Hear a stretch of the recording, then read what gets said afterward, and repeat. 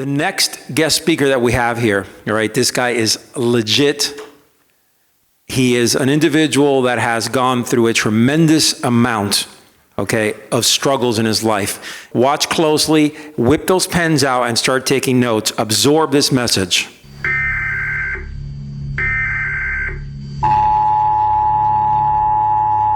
My name is Cavallini. I'm a former drug dealer and I was arrested 17 times prior to my 18th birthday. One day, I decided to take complete responsibility over my past, which allowed me to take control of and create a better future. I've elected to take on the massive responsibility and have dedicated my life to teaching other people how they can do it as well.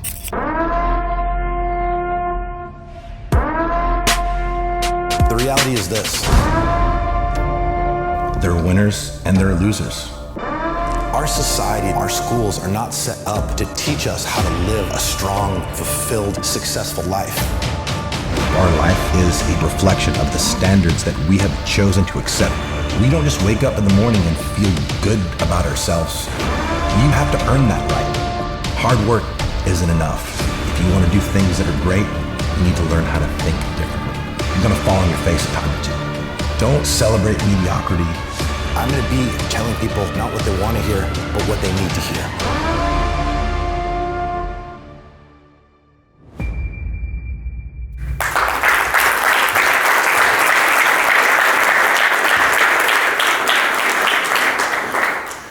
July 24th, 2015, Judgment Day. That's when everything changed for me. 3 months prior to that, I was arrested for crimes that I committed in a previous life. I was arrested for multiple felonies that had been committed in 2012, and they had come and arrested me 3 years after the fact. So I want you to think about that for a second. I'd been able to successfully transition from being a drug dealer to starting a company and building a business. And although I wasn't in a great place with my business, I was still new, I was still learning, had a lot of problems. That's what business is, right? Having and solving problems. But I was in a place in my life that I was just, quite frankly, unfamiliar with. I was proud of what I was doing. And although things were far from perfect, I was in a position that I was making an honest living. When I got arrested, it was one of those things that there was no way that you can plan for something like that. I had come home one day and karma was there waiting on me. I had 2 detectives from the Tampa Police Department there serving a warrant. And just like that, my entire life was turned upside down. The crimes were out of Jacksonville, Florida, which is where I used to live. And my bail was set at $500,000. To give you guys some perspective on that, for those of you who are not familiar with the system, people shoot people, stab people, rape people, and get less than that. They were trying to make an example out of me. I was the last of a crew that I used to run with that, were dealers. All my other, my friends that I used to run with back in the day, they had all gone down. They had all decided to, cooperate, snitch on each other. And basically the detectives up in Jacksonville were looking for me to do the same. And I obviously had a lot to lose at that point. They reminded me of that fact. But there wasn't a second that I entertained that thought or the possibility of destroying somebody else's life because, quite frankly, I wasn't man enough to be held accountable for the actions that I took. Taking personal responsibility was one of the things that essentially allowed me to take control of my past and help me start to develop a better future. So respectfully, I let them know that just wasn't something that I could even consider. Apparently they don't like when you do that. So they were trying to make an example out of me. My bail was set at $500,000 and I had to pay 10% of that to get out, which at the time, that was everything. That was more than everything. And that was just to get out. The next 3 months consisted of me basically preparing my entire life for the very real, very strong possibility that I'd be going to prison. My first court date, I was given an offer. I was given an offer of 24 months in prison, okay? The way that I try to explain to people how they make these like plea bargains, it's like in business, it's like a negotiation, right? You make an offer and then the other party comes back and you go back and forth a couple times and ultimately you meet in the middle. Well, their first and final offer was 24 months in prison time. They weren't willing to negotiate. There was absolutely no room for movement on that. And that's what I was looking at. And against my attorney's advice, I didn't accept the offer. I decided to go through the process and to go to the judge for sentencing. I wasn't trying to be proven not guilty. In fact, I had openly said at the beginning that I was guilty. I told them I was guilty. I told them that I was this person. I did do those things. I said I did a lot more than the things that I'm being arrested for. I don't expect anybody to believe that the 2 times I broke the law were the 2 times I got set up. I told them that although I was that person, I'd spent the last several years of my life turning my life around, doing the things that I need to do to become a better man, to become a better person, and to be a contributing member of society. So about 2 weeks prior to Judgment Day, I get a call from my attorney and they told me that the day for sentencing, we finally had a date and it'd be in 2 weeks' time. So basically at that point, I had to do everything that I could to prepare myself. I had to prepare myself for what could possibly be an extended vacation away from the real world, from the business that I'd built, the team that I developed, and basically the new life that I created for myself. I walked into that courtroom that day after having to say goodbye to my dog, which was just still thinking about it makes me a little emotional. I spent about 5 minutes saying goodbye to my dog, and I kept telling him that I would see him soon. And I didn't know how true that was, but I wanted to just leave in a positive state and say goodbye to him. I went to put my tie on. And at that point, I realized how really scared I was. My hand was shaking. I couldn't put my tie on. And the really interesting part about that, it was a clip-on tie. That's a true story. Honest to God. So after I had a friend help me apply my clip-on tie, I head to the courthouse. I go into the room and just the silence in there was deafening. The tension was very, very thick. And I sat down and the proceedings began. Basically, I was instructed by a court officer, the defendant, please rise. I stood up. The judge then proceeded to list each one of my charges individually, as well as the accompanying maximum punishable sentence for each. Count 1, punishable up to 5 years. Do you understand? Yes, Your Honor. Count 2, punishable up to 3 years. Do you understand? Yes, Your Honor. Count 3, punishable up to 5 years. Do you understand? Yes, Your Honor. At that point, it became very real. I hadn't had it really laid out to me like that. And like, as she's sounding off these numbers, I'm like trying to count. I'm like, shit, how long is that? I'm like, all right, that's not going to serve me here. That's just going to make the situation worse. So I just tried to just maintain my composure, to stand up straight, to keep a soft expression on my face, to be respectful, and basically just try to stay strong. I had a lot of people there to support me, a lot of people that showed up to be in my corner that day. And I knew for them I had to stay strong. But to be quite honest, inside I was freaking the fuck out.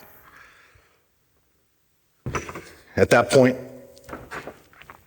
I knew what was next. It was time for me to be sentenced. And I remember looking up at the judge.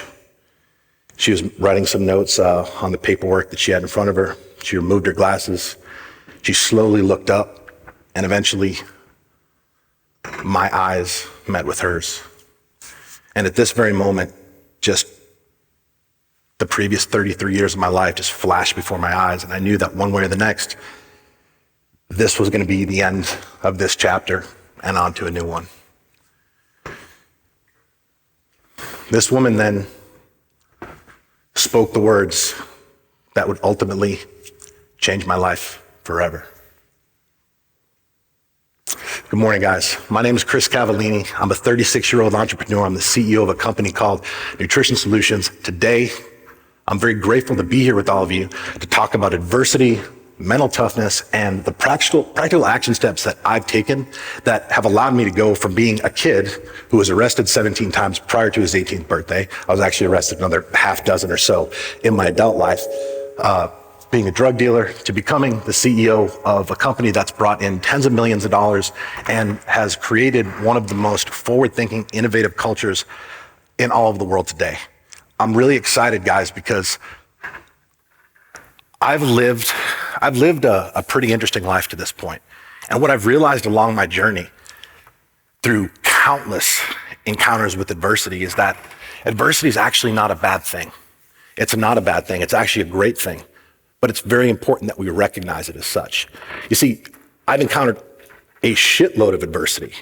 And unfortunately, the majority of it that I encountered, I didn't encounter with the right mindset. I didn't encounter with the right attitude. And I basically made a situation that essentially was there to help me evolve, to help me learn, to help me become better. I basically made that situation a lot harder than it had to be. And through going through adversity on so many occasions, I started to realize that how I dealt with it absolutely mattered. Not only did it help me get through it more efficiently, not only did it help me just, maintain my sanity, but each and every time that I faced a setback, I faced just a situation that I did not think I would be able to recover from. And not only did I recover from it, but I ended up in a new, better place than I'd ever had before. So ultimately, I got to a point where I've learned to celebrate adversity so much, in fact, that I've actually made it a core value at my company, Nutrition Solutions. So I was born in 1983. My mother was a drug addict. She had me when she was 16 years old. She had a lot of problems. My dad, he took off before I was born. He was 16. He was young. My mother was a train wreck. Can't blame the guy. Very early on, I was removed from my mother's custody and ultimately was in and out of the system. I spent time in group homes, foster homes, back with my mother a couple times. And just, due to that instability, that lack of structure, that lack of discipline, I developed a shitload of issues, for lack of a better term. I had anger issues. I had resentment issues. I had issues about my issues. And look, quite frankly, I just wasn't a good kid. I just wasn't. I was insecure. I was depressed. I was angry all the time. And ultimately, that's, basically what I guess put me in a situation and a dynamic where, I started getting arrested a lot during my high school years. I was angry. I was pissed off all the time. I knew things were different for me. I knew things were different for me than the other kids. I knew that, my life was different than, some of my friends. And it didn't feel good at age 11, having to run away from home and living on the street for 18 months. It didn't feel good to have to do that because that seemed like a superior option to where I was staying at the time. It didn't feel good to have to steal dirty clothes out of the lost and found in middle school just so I had new clothes to wear. And it wasn't even the fact that I wanted new clothes to wear. It got to a point where I was getting made fun of wearing the same clothes all the time. That didn't feel good either. So during my high school years, I started to act out. I started to act out a lot, and I started getting in trouble. During my high school years, I was arrested for everything from assault with a dangerous weapon to possession of marijuana, trespassing, fighting, minor possession of alcohol. You name it, I was arrested for it.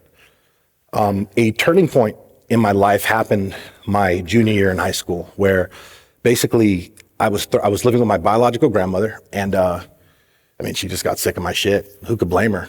She was an older woman, and I was, as I said, not a good kid, getting in trouble a lot, causing her a lot of stress. And she actually took me to court and basically put me into the care of the state. And, as mentioned, I'd spent a significant amount of my life in the care of the state, in and out of foster homes, and I didn't have good experiences, hence why I ran away, hence why I was in and out. Basically, I go to court that day, and I knew leading up that there was a chance that this would happen. I talked to a buddy of mine a couple weeks prior, and I told him the situation that I was in. And what it was looking like. It was looking like I was going to be taken out of my home and just basically sent somewhere. And I had no idea. I had no idea where. I had no idea if I was going to be able to go to school. I had no idea what my life would look like at that point. And I basically told them that I wasn't really willing to take that chance, that I'd been through some shit before, and didn't get any details about that. I didn't talk about that stuff back then, but that I thought that I was going to have to run away again. And he basically said, well, why don't you come live with me and my family? Just like that, casually, like 18-year-old kid. I'm like, well, that sounds great, Bill, but I've never met your mom and your dad. I've only met him one time. I met him one time in the gym, in the locker room. Hello, Mr. Mesmer, I'm Chris, I'm Billy's friend. Nice to meet you. Oh, nice to meet you. All right, see you later. Just like, well, just see what happens and just give me a call and let me know. So the day comes. Ultimately, I got put back in the state, in the care of the state. They brought me to the social services office, and I was there for hours. As you can imagine, there wasn't a long waiting list of people just like pumped up, eager to take in like a 17-year-old shithead. So they were having a hard time figuring out where to put me and who would take me in. And I don't know what got me to get up and go say this, but I went and basically knocked on the door of the office of the social worker who was in charge of my case. And I said, hey, so seems like you guys are having a little bit of difficult time here. I actually have a buddy and his family. They said I could come live with them. I mean, I don't know if that's an option or if that'll help, but just wanted to see if there's anything we could look into that. And they were like, really? I was like, oh yeah. They said it's fine, no problem. And again, I hadn't had a subsequent conversation other than the 2-minute conversation I had with him prior. Again, I had never met his mom, spoke to his dad one time. Like, all right, well, can you give him a call? I'm like, yeah, I'll just go in here and give him a call. So I called my buddy Billy. I was like, hey man, you remember that conversation that we had a couple weeks ago? I was like, well, I'm here at the office, social services, and they don't know what to do with me. There's nowhere for me to go. And I basically just wanted to see if it was possible for you to ask your parents about what we talked about. I said, Chris, give me 10 minutes, call me back. I was like, all right, that 10 minutes seemed like 10 years. I called him back and he answered the phone. I said, well, did you have a chance to talk to him? He's like, yeah. He's like, my mom said, it's completely cool. Have them call her and you can come live with us. So at this point, I mean, I'm so relieved. Like I'm going to be able to stay in my hometown. I'm going to continue to go to school, and I'm going to actually be able to be with a good friend of mine. So I'm not going to have to go with some stranger in some, uncomfortable, unorthodox situation. So things are looking good. The thing about that experience that really changed my life was when I showed up on their front door. I showed up to the house with the social worker, walked up the doorstep, rang the doorbell. And the door opens, and there stands this sweet lady, about 4'11", with just the most warm, welcoming, loving smile on her face. And she said to me just words that, to that point in my life, 17 years, it made me feel something that I'd really never experienced before. She said, welcome home, Chris. And for somebody like me at that time, I didn't grow up with the traditional family support system. There wasn't like family functions and like kisses on the forehead goodnight. There was none of that. It made me feel really good. It made me feel hopeful. And, their family was great. I mean, dinner at the table every night. That was a foreign concept for me. They'd watch Jeopardy together. And it was just like a really good situation for me to be in. And I started to feel better. I started to think a little differently. And I think in the 6 months that I lived with them, I was only arrested twice, which was a huge, huge come up from what had been happening prior. Ultimately, I ended up back with my grandmother at the home that, I spent the majority of my high school years in, and, going back in that environment where it's just a very negative atmosphere. It wasn't good. So I regressed, started just doubling down, tripling down on my acting out. And ultimately my senior year got to a point where I was arrested so many times that the state of Massachusetts, they finally got sick of my shit. And they basically gave me an ultimatum. They said that I can either go to jail for 7 months or join the military. So obviously I opted with the latter. And just like that, I joined the military. I enlisted in the Navy, where I subsequently spent 5 of the most exciting years of my life learning a lot about myself, learning about discipline, learning about structure, having a purpose, having a mission. That was something I've never had before. Just learning skills, developing my mindset, learning how to be a man. Boot camp for a young kid, it's typically a very uncomfortable situation, right? You're getting yelled at all the time. You got to wake up like 4 a.m. and they have these drills where you got to make your bed over and over and over again, make it perfect. And then you think you make it perfect and they tear it up and they tell you to do it again. You're doing that for hours and hours. And it's like, people have a tough time in that environment. They're trying to make you very, very stressed. They're trying to get you used to just being comfortable, being uncomfortable, essentially.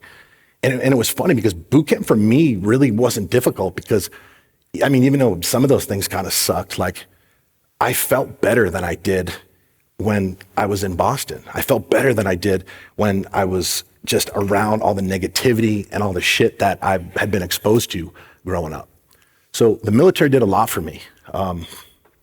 It taught me the importance of attention to detail. It instilled in me discipline. And for the first time in my life, it gave me purpose.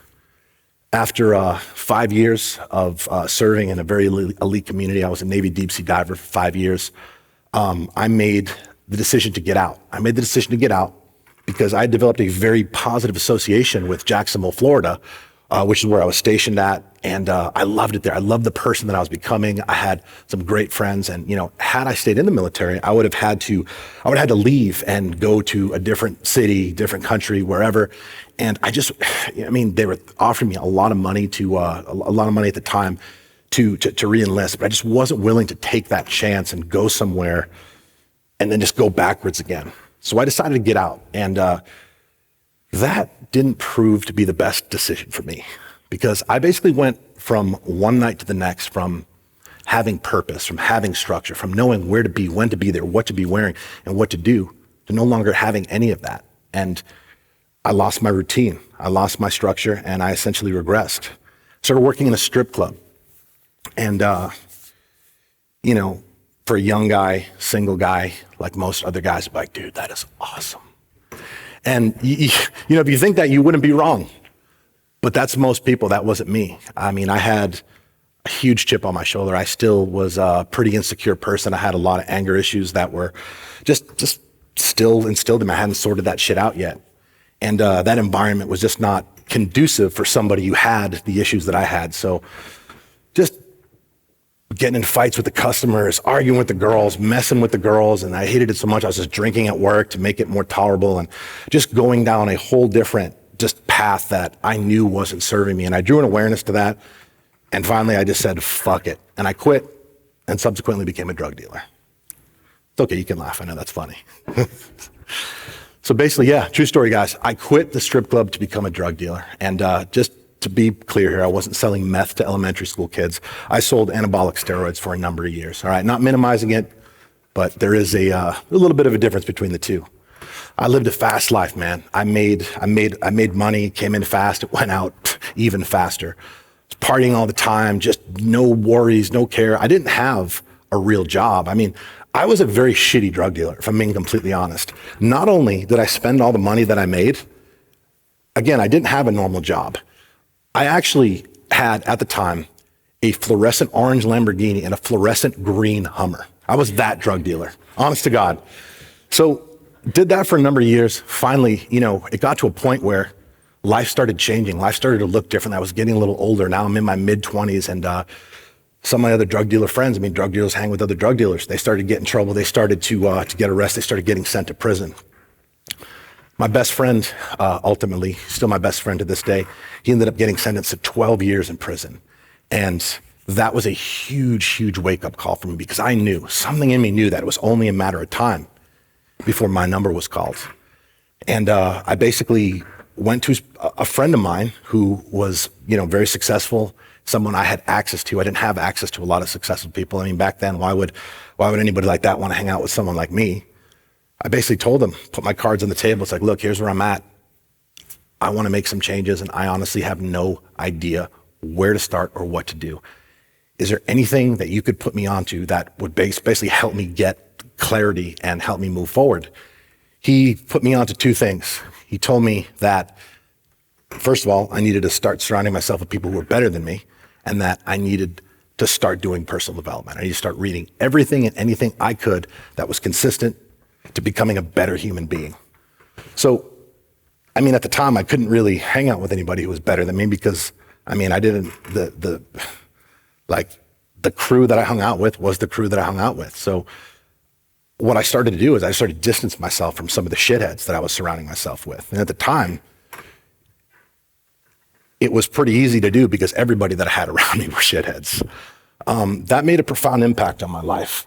Although I wasn't around a lot of people, just not being around the energy, it allowed me to start thinking a little differently. It allowed me to start thinking for myself and allowed me to actually start getting clarity as far as what the next step forward was. Through my personal development journey, I was put onto contribution, the importance of giving back, the importance of serving others selflessly with the expectation of getting nothing in return, doing it for the right reasons.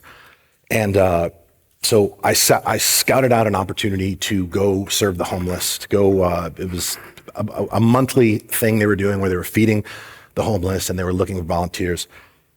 And I went there to do that. I found an event, found an opportunity, went and did that. Now, just so we're clear, I didn't go into that because I gave a shit about helping homeless people, which was really interesting because I'd been homeless at that point multiple times in my life. I went into it because I read in a book that if you're at a low point and you're looking to make some changes, if you need help, that the best thing that you can do for yourself is actually help someone who needs it more than you. About 10 minutes into that experience, I experienced something that to that point in my life, 27 years in, I just never felt before.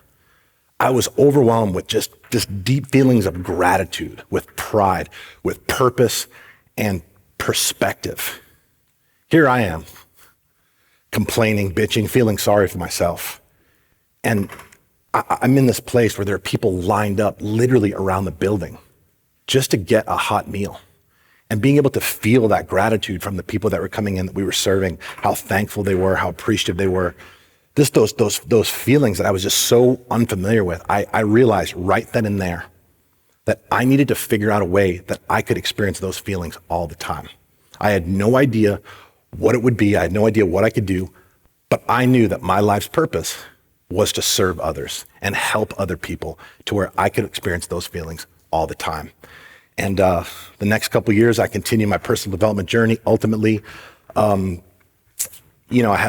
started up my company. What it was then, basically, to put it in a perspective of how Nutrition Solutions started, I had about 9 customers, like for the first couple months, okay? 9 customers, they were like friends of mine who were probably felt bad for me.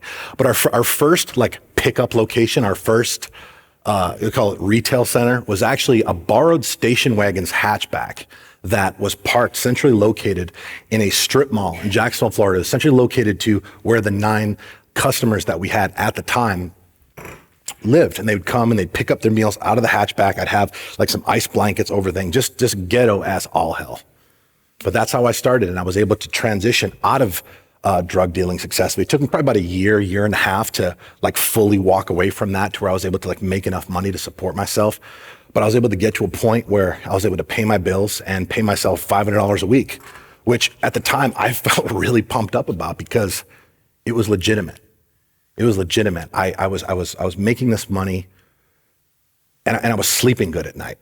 I was sleeping better than I'd ever have in my life. And I knew that all I needed to do is just stay on the path, keep doing the personal development, keep serving others, keep going out in the community. Philanthropy became a very important part of my life. I had worked with, at that point, I began to work with wounded warriors. I began to work with children who come from troubled youths, troubled past, have a background similar to mine. And I'd found my purpose. I'd found my calling.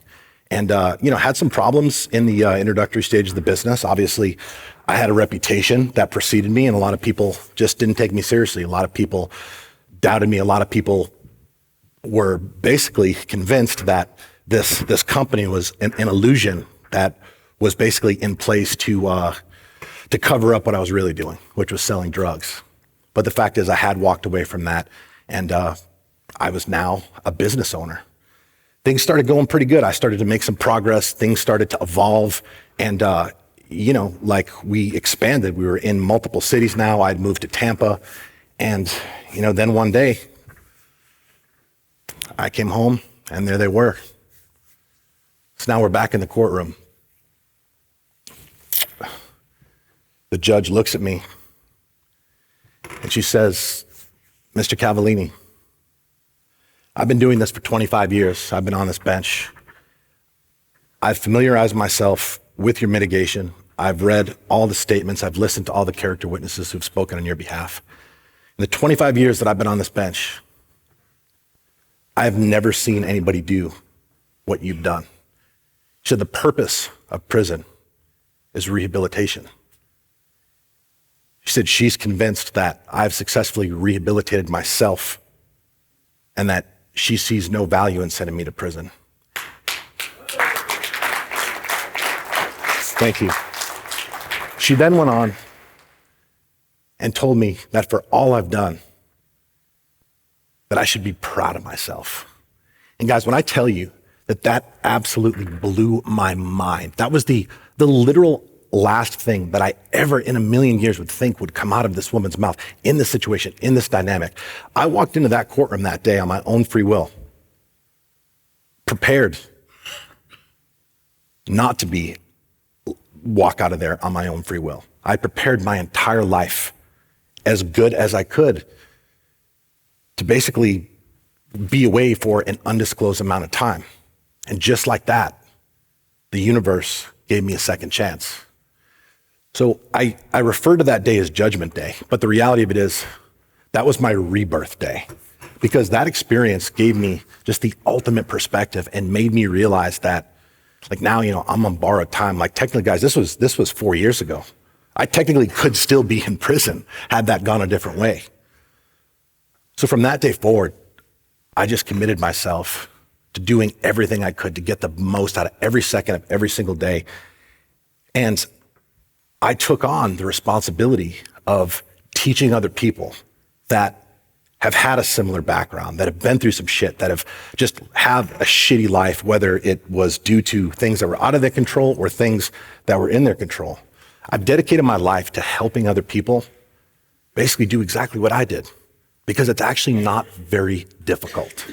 It ain't easy, but it's not difficult.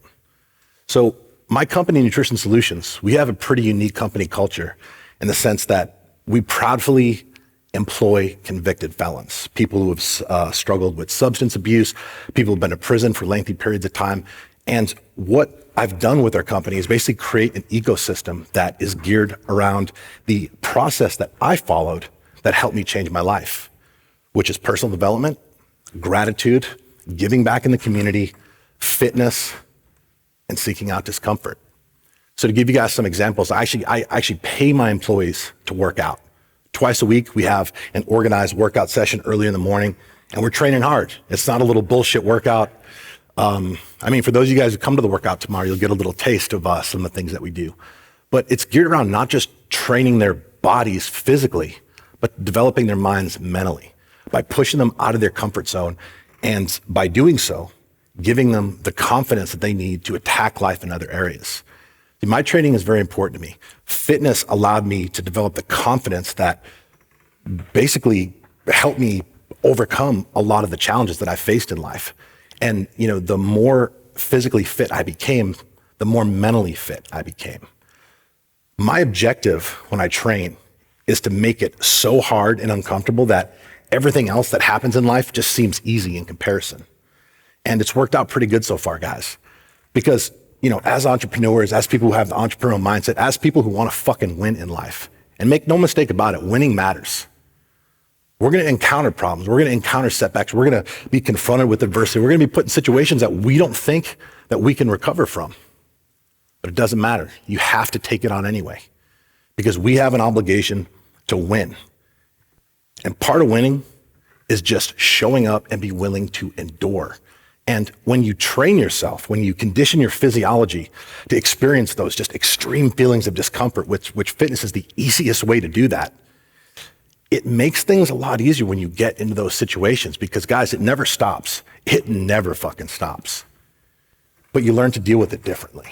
You learn to deal with it better, and you learn to recognize it for what it truly is, which is an opportunity, okay? Adversity, failure, crisis, setbacks, like, they're not there to break us, okay? It's an opportunity to learn, to grow, to get better, and to, look, failure gives us the opportunity to basically write what could potentially go down in history as one of the greatest comeback stories ever told.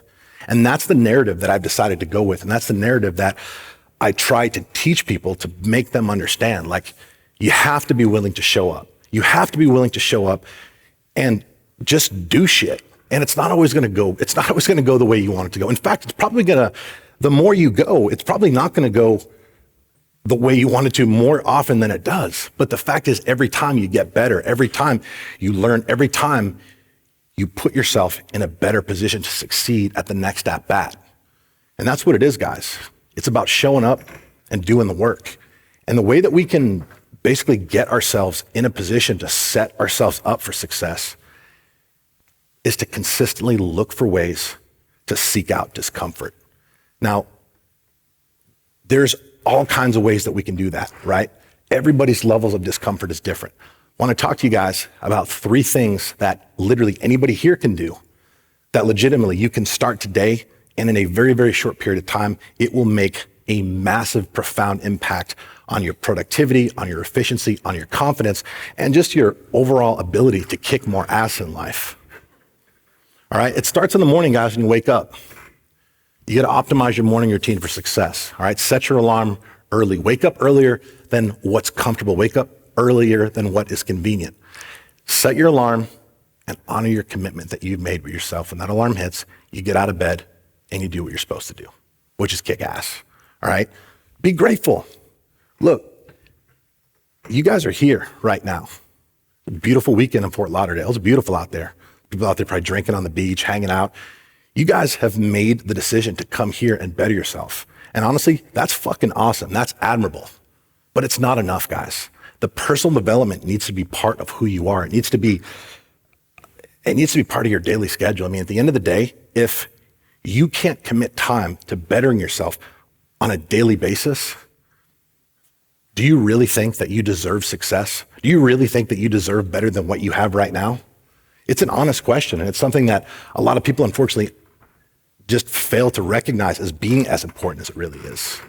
The personal development, the learning, the reading the books, listening to the podcasts, right? Watching the videos that teach you whatever they teach you, okay? That is the most important work of your life. The personal development, the mission of personal development is to teach you how to think differently, right? The only difference in people is the way that they think, okay? And our standards, the standards that we create for ourselves, whether consciously or unconsciously, they're all a reflection of the way that we think.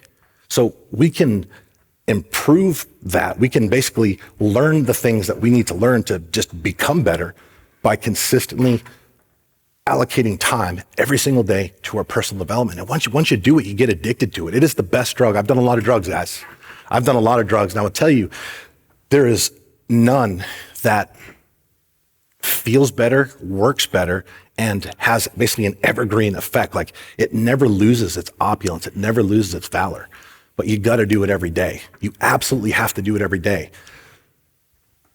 You guys wouldn't eat healthy twice a week, right? Just eat 2 days a week. The other 5 days you're eating like shit. You're eating fast food on the regular. You wouldn't do that and have the expectation that your body would look any different. At least I hope you wouldn't. That's the analogy that I try to compare it to as it relates to the personal development. The quality of the foods that we put in our body essentially dictate our quality of life, all right? The quality of the foods that we put in our body will dictate our quality of life. I honestly believe that the foods that we put in our body have a similar effect on us as the people we surround ourselves with. Like, we know objectively, right, that who we surround ourselves with dictates the way we think, dictates our mindset, and it basically does one of two things. It either raises or lowers our standards. By eating foods that are in our own best interest. Not only do we get the physical, benefits of looking great, which is awesome. I mean, I'm not gonna lie, looking good naked is important, but in the hierarchy of positive things that, nutrition provides us, I mean, it is honestly like 3 or 4. It gives you the ability to think clear. It gives you the ability to have energy. It helps with sex drive. It helps with mental acuity, focus, and it's basically gonna make you more dangerous when you're out there getting after it, guys. Honestly, I mean, for some of you guys who might not currently have your eating habits on track, I'm sure that you can think of a time that literally one day, you ate good for one day. You ate very clean for one day, drank a lot of water, and then that one day you felt different. Just imagine if you replicated that over and over and over again. And I know it's hard, but guys, we have to do what's hard. Because just because it's hard doesn't mean it's bad. And the more hard things that we do, the easier the rest of life will become. All right, so the last thing, guys, this is a big one, and this kind of brings the other two together. Always do more than what's required. Always do more than what's required. Show up early, stay late, dress one step above like what the prescribed dress code is. Go out of your way to cultivate a mentality geared around excellence. And a very simple way to do that is by always doing a little more, whether it's in the gym, whether it's in business, or whether it's in life. Do more than what's required. And by doing this, you will essentially build yourself up to be someone who goes out in the world and gets shit done. Guys, life is hard. It's supposed to be hard. Hard is not bad. Hard just means it's possible.